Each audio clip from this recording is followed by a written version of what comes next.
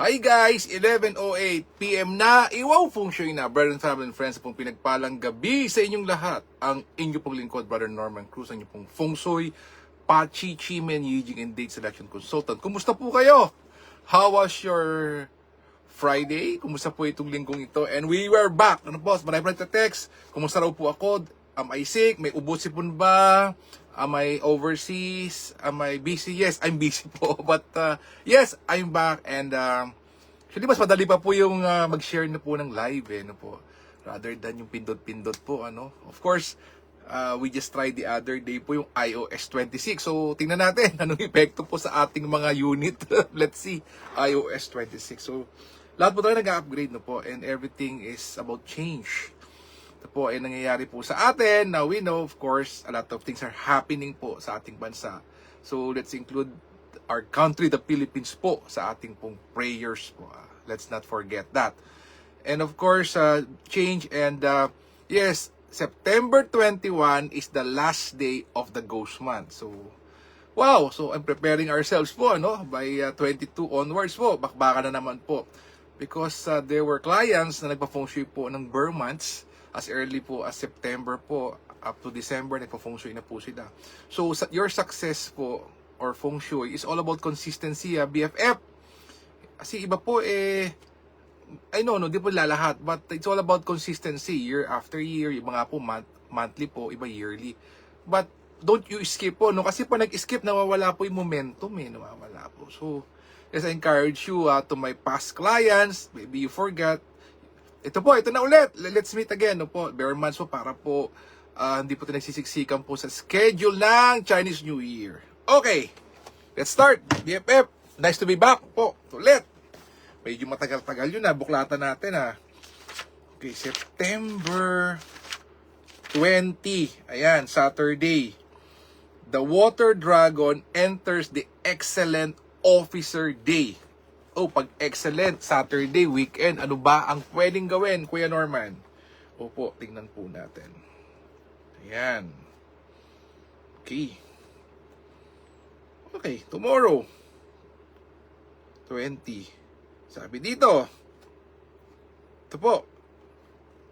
Suitable marriage proceedings, setting the bed, making a donation, traveling, start a business, discussion, meeting friends, groundbreaking, burial, pursuing studies, keeping a pet, and purchases. Avoid contract signing, utility services, and trading not good for tomorrow. So BFF, lahat ng pwedeng gawin nyo tomorrow kasi sa September 21, okay, last day of the ghost month so we just to make day-to-day lang po tayo. Ano po. Nothing big, nothing something, but let's do it tomorrow. And then Sunday, chill lang tayo. And don't forget to make a donation on your Sunday church or Sunday worship, BFF. Donate, donate, donate.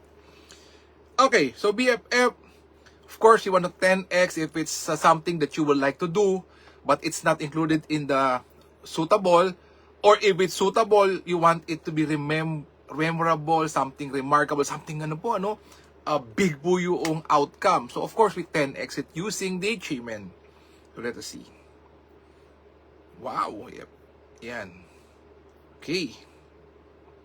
BFF, it says here, 20. Yan.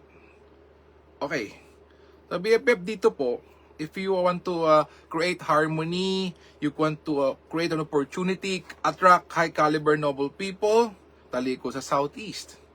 Anything to do with health, wisdom, networking, something to do with absolute power, talikod naman sa South. Anything to do with finances, to flying bird fall into kay BFF as early as now until tomorrow, 10:59 PM, buong araw to. You want to attract helpful people. Wow, improve your cash flow, have the conqueror, energy and Empyrean force structure, all auspicious, backing to Southwest. Gagamitin ko ito, may flying bird If you want 10x being beautiful and handsome, yun po, you're a content maker, a blogger, you want to promote your products and services, back to North. Okay? So BFF, nakaupo ka for the first timers, You are seated. Okay? You count from number 64 to 1. If you make a mistake, you go back to 64. Then number 1, let go of the past. Let go of the bad thing. Let go of betrayal. Let go of not so good things that happened to you in the past. Let go. Number 2, open up for new opportunity, to new people to come into your life. For new things to come into your life. Welcome them. Okay, anything. Number 3, give thanks to the people who truly loves you and give thanks to the Creator. Number 4, ask, wish, manifest for what you want, or you can just visualize it. And number 5, donate. Don't you forget. Okay? So those are 5 steps, BFF. Those are our 5 steps of what we're doing now, what are sharing. Okay, so for those people who are asking, Kuya Norman, baka naman, of course, we will check. Meron po bang flying bird fall into cave, yung hourly? Tingnan nga po natin. Okay, let's see. Yan. BFF, bear with me bago po yung ating iOS. Tingnan natin if it's really good. Tingnan natin. Okay. Ito po. September, tama ng petsa. Okay. 20. Ito BFF Okay. So BFF, it says here, okay. Ito po. Malilit nga lang talaga po. Okay, BFF. Meron po tayong Jade Maiden watching the door. Talikod po ito sa east. And this is 5 a.m. to 6:59 a.m. And there's another flying bird fall into cave wherein blessing comes to you.